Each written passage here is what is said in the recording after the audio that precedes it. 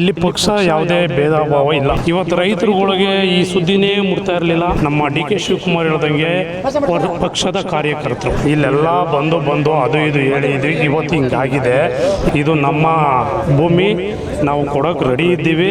ಇದೇ ಬೈರ್ಮಂಗ್ಲ ಕೆರೆಯಿಂದ 9 ಲಕ್ಷ ಖರ್ಚು ಮಾಡಿ ನೀರು ತಗೊಂಡೋದೆ. ಒಂದೇ ವರ್ಷದಲ್ಲಿ 9 ಲಕ್ಷ ಸ್ವಾಮಿ, ನಾನು ಏನು ಮಾಡಲಿ? ಬೋರ್ ಹಾಕಿಸ್ತೆ, 12.5 HP ನೀರು ಸಿಕ್ತು, ಖುಷಿ ಅದೇ ವ್ಯವಸಾಯ ಮಾಡ್ಬೋದು ಅಂತ. 3 ವರ್ಷ ಮಳೆ ಇಲ್ಲ, ನೀರೇ ಬತ್ತೋಯ್ತು. ನಾವು ಬಡ್ಡಿನೇ ಕಟ್ಕೊಂಡು ಹೋಗೋದು, ಇಲ್ಲ ಸಾಲನೇ ಮಾಡೋದು, ಇಲ್ಲ ಬ್ಯಾಂಕ್ಗಳ ಹತ್ರ ಸಾಲಕ್ಕೆ ಹೋಗಿ ನಿಂತ್ಕೊಳ್ಳೋದು. ಹೇಳಿ, ನಮಗೆ ಈ ವ್ಯವಸಾಯನೇ ಬೇಡ ಇಲ್ಲಿ ಅನ್ನಿಸ್ಬಿಟ್ಟಿದೆ ಸರ್. ಒಂದು ತಿಂಗಳಲ್ಲಿ 1 ಲಕ್ಷ ರೂಪಾಯಿ ನಸು ಸತ್ತೋಯ್ತು ಅಂದರೆ ಏನು ಮಾಡೋದು? ಅಕ್ವೇರೇಷನ್ ಆದಮೇಲೆ 32 ಎಕರೆ 33 ಎಕರೆ ಏನು ಜಾಗ ತೆಗೆದ್ರು ಅದು ರೈತರುಗಳು ಅಲ್ವಾ? ರೈತರುಗಳದೇ ತಾನೇ ಇವ್ರು ತಗೊಂಡಿದ್ದು. ಇವತ್ತು 2.5 ಕೋಟಿ ರೈತರುಗಳಿಗೆ ವಾಪಸ್ ಕೊಟ್ಬಿಡ್ಲಿ ಬಿಡಿ. ಚೆಕ್ ಇಸ್ಕೊಂಡು ನಾನೇ ಬಂತು, ದುಡ್ಡು ಖರ್ಚು ಮಾಡ್ತಾ ಇದ್ದೀವಿ. ನಮ್ಮೂರ್ಗಾಗಲೇ ಒಂದು 10 ಜನಕ್ಕೆ ಅಕೌಂಟು ದುಡ್ಡು ಬಂದ್ಬಿಟ್ಟೈತೆ. ಭಾಗವಹಿಸಿದ್ರಿ. ಇವತ್ತು ಮುಖ್ಯಮಂತ್ರಿ ಮಾಜಿ ಮುಖ್ಯಮಂತ್ರಿ ನಡುವೆ ಇವತ್ತು ಬಹಿರಂಗ ಚರ್ಚೆ ಆಗತ್ತೆ ಬಿಡದಿ ಟೌನ್ಶಿಪ್ ವಿಚಾರವಾಗಿ ಅನ್ನುವಂಥದ್ದು ಎಲ್ಲರೂ ಕೂಡ ಕಾಯ್ತಾರೆ, ನೀವು ಕೂಡ ಕಾಯ್ತಿದ್ರಿ. ಏನು ಹೇಳಿಕ್ಕೆ ಬಯಸ್ತೀರಿ ಸರ್? ಇವಾಗ ಇಲ್ಲಿ ಸಮಸ್ಯೆ ಬಂದು ರೈತರುಗಳದ್ದು ಮಾತ್ರ. ಇಲ್ಲಿ ಪಕ್ಷ ಯಾವುದೇ ಭೇದ ಭಾವ ಇಲ್ಲ. ಇಲ್ಲಿ ಬಂದಿರೋದು ರೈತರುಗಳಿಗೆ ಒಳ್ಳೆಯದಾಗಬೇಕು. ಪರಾರು ಇರಲಿ ವಿರೋಧಾರು ಇರಲಿ, ಎಲ್ಲರೂ ಬಯಸೋದು ಒಳ್ಳೆಯದು.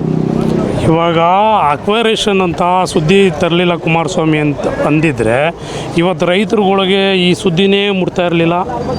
ಒಂದು ಎರಡನೇದು ಬಂದು ಇಲ್ಲಿ ಯಾರು ವಿರೋಧ ಮಾಡ್ತಾವ್ರೆ ಅವರೆಲ್ಲ ನಮ್ಮ ಡಿ.ಕೆ. ಶಿವಕುಮಾರ್ ಹೇಳ್ದಂಗೆ ಪಕ್ಷದ ಕಾರ್ಯಕರ್ತರು. ರೈತರುಗಳು ಅಷ್ಟು ಜನ ಇಲ್ಲ ಅಲ್ಲಿ. ಯಾವ ಪಕ್ಷದ ಕಾರ್ಯಕರ್ತರು? JDS ಪಕ್ಷದ ಕಾರ್ಯಕರ್ತರು. ಆಮೇಲೆ ಇಲ್ಲಿ ಪಕ್ಷ ಅನ್ನೋದಕ್ಕಿಂತ ಇಲ್ಲಿ ನಮ್ಮ ಭಾಗದ ರೈತರುಗಳು ಮಾತ್ರ ನಾವು ಕೂತಿ ಅನುಸರಿಸ್ಕೋಬೋದಾಯಿತು. ಆದರೆ ಇಲ್ಲಿ ಯಾರ್ಯಾರು ಬಂದು ಹೊರಗಡೆ ರೈತರು ಸಂಘಟನೆಗಳು ಬಂದು ಮಾಡೋವಂಥ ಇದೇನೂ ಇರಲಿಲ್ಲ. ಇಲ್ಲೆಲ್ಲ ಬಂದು ಅದು ಇದು ಹೇಳಿ ಇವತ್ತು ಹಿಂಗಾಗಿದೆ. ಇದಕ್ಕೆ ಸಮಸ್ಯೆ ಏನಿಲ್ಲ. ಇದು ನಮ್ಮ ಭೂಮಿ, ನಾವು ಕೊಡೋಕೆ ರೆಡಿ ಇದ್ದೀವಿ. ಎಷ್ಟು ಎಕರೆ ಇದೆ ಸರ್ ನಿಮ್ಮದು ಕೃಷಿ ಭೂಮಿ? ಒಂದು 4 ಎಕರೆ ಇದೆ ನನ್ನ ಹೆಸರಲ್ಲಿ. 2016ರಲ್ಲಿ ಇದೇ ಬೈರ್ಮಂಗ್ಲ ಕೆರೆಯಿಂದ 9 ಲಕ್ಷ ಖರ್ಚು ಮಾಡಿ ನೀರು ತಗೊಂಡೋದೆ, ಪಂಪ್ ಸೆಟ್ ಮಡಗಿ. 2017-18ರಲ್ಲಿ ಇದೇ ನಾವು ಕೆರೆ ಕ್ಲೀನ್ ಮಾಡ್ತೀವಿ ಅಂತ ಹೇಳಿ ಕೆರೆನ ಹೊಡೆದ್ರು. ಒಂದೇ ವರ್ಷದಲ್ಲಿ 9 ಲಕ್ಷ ಲಾಸ್ ಸ್ವಾಮಿ, ನಾನು ಏನು ಮಾಡಲಿ? ಒಂದೇ ವರ್ಷದಲ್ಲಿ ತಿರ್ಗಾ ಇದೇ ಭಾಗದ ರೈತರುಗಳು ಎಲ್ಲ ಹಳ್ಳಿಯವರು ಒಂದು 100-150 ಜನ ಆಗಿನ MLA ಯಾರಾಗಿದ್ರು ಅವ್ರ ಮನೆ ಬಾಗಿಲು ಹೋದ್ವಿ. ಕೆರೆ ಮುಚ್ಚಿಸ್ಕೊಡಿ, ಏನೋ ಬದುಕ್ತೀವಿ, ನಾವು ಒಂಚೂರು ಬೆಳೆ ಬೆಳಿತೀವಿ ಅಂತ. ಅವತ್ತಿಂದ ಹಿಡಿದು ಇವತ್ತವರೆಗೂ ಆ ಋಷಭಾವತಿ ಕೆರೆ ಕ್ಲೀನಾಗಿದ್ದು ಗೊತ್ತಿಲ್ಲ, ಆ ಕಟ್ಟೆ ಹಾಕಿದ್ದು ಗೊತ್ತಿಲ್ಲ. ಎಲ್ಲ ಮಾಮೂಲಿ ಯಥಾ ಪ್ರಕಾರ ಇದ್ದರೆ ಯಾರು ಮಾಡ್ತಾರೆ ವ್ಯವಸಾಯನ? ಇವತ್ತು ಬನ್ನಿ, ನಂದು 4 ಎಕರೆ ಜಮೀನಿದೆ, ಬೋರ್ ಹಾಕಿಸ್ತೆ, 12.5 HP ನೀರು ಸಿಕ್ತು, ಖುಷಿ ಅದೇ ವ್ಯವಸಾಯ ಮಾಡ್ಬೋದು ಅಂತ. 3 ವರ್ಷ ಮಳೆ ಇಲ್ಲ, ನೀರೇ ಬತ್ತೋಯ್ತು. ಇವಾಗ 5 ಲಕ್ಷ ಲಾಸು. ಇಲ್ಲಿ ದೊಡ್ಡಕೆರೆಯಿಂದ ನೀರು ತಗೊಂಡೋದೆ, ಅದು 9 ಲಕ್ಷ ಲಾಸು. ನಾವು ಬಡ್ಡಿನೇ ಕಟ್ಕೊಂಡು ಹೋಗೋದು, ಇಲ್ಲ ಸಾಲನೇ ಮಾಡೋದು, ಇಲ್ಲ ಬ್ಯಾಂಕ್ಗಳ ಹತ್ರ ಸಾಲಕ್ಕೆ ಹೋಗಿ ನಿಂತ್ಕೊಳ್ಳೋದು. ಹೇಳಿ, ನೆಕ್ಸ್ಟು ಈಗ ನೀವು 4 ಎಕರೆ ಜಮೀನನ್ನು ಬಿಡದಿ ಟೌನ್ಶಿಪ್ಗೆ ಕೊಟ್ಟು ನೆಕ್ಸ್ಟ್ ಕೃಷಿ ಮಾಡಬೇಕು ಅಂತನಾ, ಅಥವಾ ನಿಮ್ಮ ಯೋಚನೆಗಳು ಏನಿದೆ? ಕೃಷಿ ಬೇರೆ ಕಡೆ ಜಾಗ ತೆಗಿತೀವಿ, ನಾವು ಬೇರೆ ಕಡೆ ಜಮೀನು ತೆಗಿತೀವಿ. ಇಲ್ಲಿ ಯಥಾ ಪ್ರಕಾರ ಏನು ಮಾಡ್ತಿದ್ವಿ ಆ ರೀತಿ ನೀರಾವರಿ ಜಾಗ ತೆಗೆದು ನಾವು ರೈತರೇ ಭತ್ತ ಬೆಳಿತೀವಿ, ಬಾಳೆ ಬೆಳಿತೀವಿ, ಮಾವಿದೆ, ತೆಂಗಿದೆ, 450 ತೆಂಗಿನ ಮರ ಇದೆ. ಇವತ್ತು ಫಸಲು ಬಿಟ್ಟಿದೆ. ನಾನು ಕೊಡೋಕೆ ಯಾಕೆ ಒಪ್ತಾ ಇದ್ದೀನಿ ಅಂದರೆ ಆ ಸೊಸ್ಗಳಿಗೆ ನೀರು ಕಟ್ಟೋಕ್ಕೆ ನೀರು ಇಲ್ಲ. ದೊಡ್ಡಗೆರೆಯಿಂದ ನೀರು ತಗೊಂಡೋಗಿದ್ವಿ. ಇದೇ ಬನಗಿರಿ ಗ್ರಾಮದಿಂದ 1 ಕುಂಟೆ ಜಮೀನು ತೆಗ್ದು ಪಂಪ್ ಸೆಟ್ ಮಾಡಿ ಮಿಷಿನ್ ಮನೆ ಕೊಟ್ಟು ನೀರು ತಗೊಂಡೋಗಿದ್ವಿ. ಕೆರೆ ಹೊಡೆದು ಹಾಕಿದ್ರು ಒಂದೇ ವರ್ಷದಲ್ಲಿ. ಅವತ್ತು ನೀರೆಲ್ಲ ಹೋಯ್ತು. ಅಲ್ಲಿ ಪಂಪ್ ಸೆಟ್ಗೆ ನೀರಿಲ್ಲ. ಪಾಪ ಅವ್ರ ರೈತರುಗಳು ಏನು ಬಂಧನ ಬೀಳ್ತವ್ರು, ಬಂದು ನೋಡಿ ಅಲ್ಲಿ ಕರ್ಕೊಂಡು ಹೋಗ್ತೀನಿ ಬನ್ನಿ ನನ್ನ ಜೊತೆ. ಅಲ್ಲಾಗಿರೋ ಅಂಥದ್ದು ನೋಡಿದ್ರೆ ನಮಗೆ ಈ ವ್ಯವಸಾಯನೇ ಬೇಡ ಇಲ್ಲಿ ಅನ್ನಿಸ್ಬಿಟ್ಟಿದೆ ಸರ್.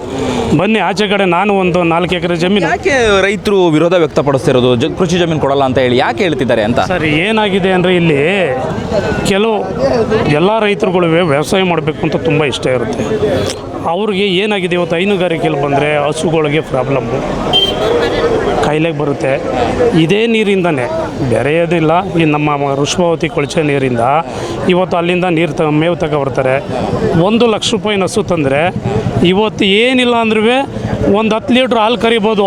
ಬೆಳಗ್ಗೆ ಸಂಜೆ 10 ಲೀಟ್ರ್ ಹಾಲು ಕರಿತವೆ.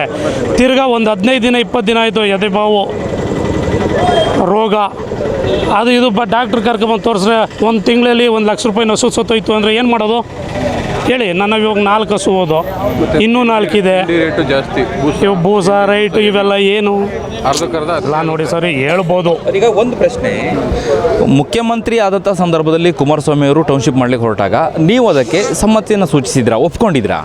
ಇಲ್ಲ ಸರ್, ನಾವು ಅವತ್ತು ಅವ್ರು ಬಂದು ಮಾಡಿದ್ದಕ್ಕೆ ನಾವು ಅವತ್ತು ಒಪ್ಪಿದ್ದು ಮಾಡಿ ಅಂತ.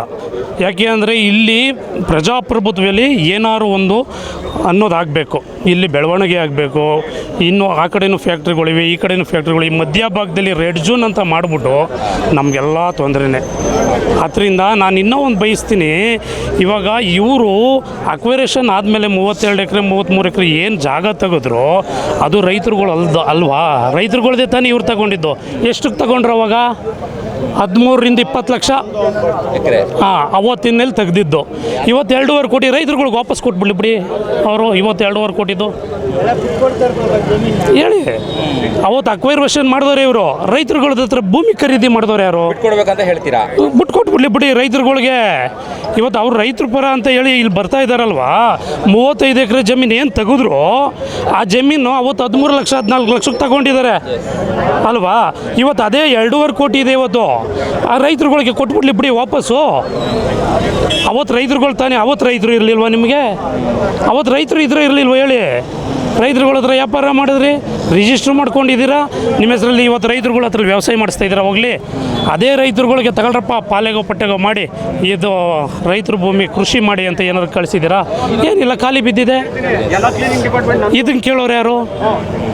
ಎಲ್ಲ ಇದೆ ಸಮಸ್ಯೆ, ಬಂದು ಬಗೆಹರಿಸ್ಕೋಬೇಕು ಅಷ್ಟೇ. ಇದ್ರ ಮುಂದೆ ಇನ್ನೊಂದೇನು? ಯಾರು ಬಗೆಹರಿಸಬೇಕು ಇದಕ್ಕೆ, ಯಾರು ಮಧ್ಯಸ್ಥಿಕೆ ವಹಿಸಬೇಕು ಅನ್ನುವಂಥದ್ದು. ಯಾಕಂದರೆ ಡಿ ಕೆ ಶಿವಕುಮಾರ್ ಒಂದು ಕಡೆ ನಾವು ಟೌನ್ಶಿಪ್ ಮಾಡ್ತೀನಿ ಅಂತ, ಕುಮಾರಸ್ವಾಮಿ ಅವರು ರೈತರ ವಿಶ್ವಾಸಕ್ಕೆ ಪಡ್ಕೊಳ್ಳಿ, ರೈತರು ಒಪ್ಪಿದ್ರೆ ನಮ್ದೇನು ಅಭ್ಯಂತರ ಇಲ್ಲ ಅಂತಲೂ ಕೂಡ ಹೇಳಿದ್ದಾರೆ. ಸರ್, ಇಲ್ಲಿ ಒಂದು ಮಾತು ಹೇಳ್ತೀನಿ ಕೇಳಿ. ಇಲ್ಲಿ ರಾಜಕೀಯ ಹೊರತುಪಡಿಸಿ ಪಕ್ಷಗಳು ಹೊರತುಪಡಿಸಿ ರೈತರ ಮುಂದೆ ಎಲ್ಲರೂ ಕೂತ್ಕೊಂಡು ಬಗೆಹರಿಸ್ಕೋಬೇಕು ಸರ್. ಓಕೆ, ಹಾಗೇನೇ ನಮ್ಮೊಂದಿಗೆ ಮತ್ತಷ್ಟು ರೈತರಿದ್ದಾರೆ, ಅವರು ನಾವು ಮಾತಾಡಿಸುವಂತಹ ಪ್ರಯತ್ನವನ್ನು ಮಾಡ್ತೀನಿ. ಸರ್, ನೀವು ಕೂಡ ಭಾಗವಹಿಸಿದ್ರಿ, ಏನು ಹೇಳಲಿಕ್ಕೆ ಬಯಸಿದ್ರಿ? ನಿಮ್ಗೆ ಎಷ್ಟಿದೆ ಜಮೀನು? ನೀವು ಬಿಡದಿ ಟೌನ್ಶಿಪ್ಗೆ ನಿಮ್ಮ ಜಮೀನನ್ನು ಕೊಡಲಿಕ್ಕೆ ಬಯಸಿದ್ದೀರಾ? ನಮ್ಮದು ಈ ಕಡೆ ಇಂಡಸ್ಟ್ರಿಯಲ್ಸರು, ಈ ಕಡೆ ಟಯಟ ಆಳುಗಳು ಸಿಕ್ಕಲ್ಲ. ನಾವಾಗಲೇ ನಮ್ಮೂರು ಕೆಂಪನಪಳ್ಳಿ ಸಂಪೂರ್ಣ ಒಪ್ಪಿಗೆ ಕೊಟ್ಬಿಟ್ಟಿದ್ವಿ. ಒಂದು 5 ಜನ ಬಿಟ್ಟರೆ ಫುಲ್ ಒಪ್ಪಿಗೆನೂ ಆಗ್ಬಿಟ್ಟೈತೆ. ಒಂದಷ್ಟು ದುಡ್ಡು ಬಂದುಬಿಟ್ಟಿದ್ದೀನಿ. ಫಸ್ಟ್ ಚೆಕ್ ಇಸ್ಕೊಂಡು ನಾನೇ ಬಾಲಣ್ಣರ ಕಡೆಯಿಂದ ಎಷ್ಟು? ಒಂದು 50 ಲಕ್ಷ 8 ಕುಂಟಿಗೆ. ಇನ್ನೂ ಒಂದು 2.5 ಎಕರೆ ಐತೆ, ಅದಕ್ಕೆ ಸೇರ್ಗೆ ಹೋಗ್ತಾ ಇದ್ದೀವಿ. ಅಕೌಂಟಿಗೆ ಬಂತ ಅಮೌಂಟು ಬಂತು, ದುಡ್ಡು ಖರ್ಚು ಮಾಡ್ತಾ ಇದ್ದೀವಿ. ನಮ್ಮೂರಿಗಾಗಲೇ ಒಂದು ಅರ್ಧ ಜನಕ್ಕೆ ಅಕೌಂಟು ದುಡ್ಡು ಬಂದ್ಬಿಟ್ಟೈತೆ. ಮತ್ತೆ ಯಾಕೆ ವಿರೋಧ ಮಾಡ್ತಿರೋದು ರೈತರು ನಾವು ಜಮೀನನ್ನು ಕೊಡಲ್ಲ ಅಂತ? ನಾನು ಅದ್ರ ಬಗ್ಗೆ ನಾನು ಮಾತಾಡೋಕ್ಕೆ ಹೋಗಲ್ಲ. ನಮ್ಮೂರ ಬಗ್ಗೆ ಕೆಂಪನಪಾಳ್ಯದಲ್ಲಿ 6 ಆಳು ಬಿಟ್ರೆ ಮಿಕ್ಕಿದವರೆಲ್ಲನೂ ಒಪ್ಪಿಗೆ ಆಗ್ಬಿಟ್ಟು ಅಪ್ಲಿಕೇಶನ್ ಹಾಕವ್ರೆ. 95% ಕೆಂಪನ್. ಇವತ್ತು ಬೇಕಾದ್ರೆ ಕರ್ಕೋಗಿ ಒಂದೊಂದು ಮನೆಗೂ ಚೆಕ್ ಮಾಡಿದ್ರು ಸುಳ್ಳು ಪಳ್ಳು ಹೇಳ್ತಾನೆ ಅಂತ ಎಲ್ಲ ವಿರೋಧ ಮಾಡ್ತಿದ್ದವರೆಲ್ಲ ಬಂದು ಅಪ್ಲಿಕೇಶನ್ ಹಾಕ್ಬಿಟ್ಟವ್ರು. ಒಳ್ಳೆ ರೇಟ್ ಕೊಡ್ತಾವ್ರಿ, ಒಳ್ಳೆ ಇದು ಮಾಡ್ತಾವ್ರಿ ಅಂತ. ಈಗ 5 ಜನ ತಪ್ಪರು, ಇನ್ನೊಂದು ಒಬ್ಬ 6 ಜನ ಬಿಟ್ರೆ ಫುಲ್ಲು ಹಾಕ್ಬಿಟ್ಟವ್ರು. ಇದಿಷ್ಟು ಬಿಡದಿ ಟೌನ್ಶಿಪ್ಗೆ ನಾವು ಜಮೀನನ್ನು ಕೊಡ್ತೀನಿ ಅಂತ ಹೇಳುವಂತಹ ರೈತರ ಮಾತುಗಳಾಗಿತ್ತು. ಕ್ಯಾಮ್ರಾ ಪರ್ಸನ್ ಮಂಜುನಾಥ್ ಜೊತೆ ಅಭಿಜಿತ್ ಗಣೇಶ್, ಪ್ರತಿಧ್ವನಿ ನ್ಯೂಸ್, ರಾಮನಗರ. ಹೆಚ್ಚಿನ ವಿಡಿಯೋಗಳಿಗೆ ಪ್ರತಿಧ್ವನಿ ಯೂಟ್ಯೂಬ್ ಚಾನೆಲ್ ಸಬ್ಸ್ಕ್ರೈಬ್ ಮಾಡಿ, ಬೆಲ್ ಐಕಾನ್ ಕ್ಲಿಕ್ ಮಾಡಿ.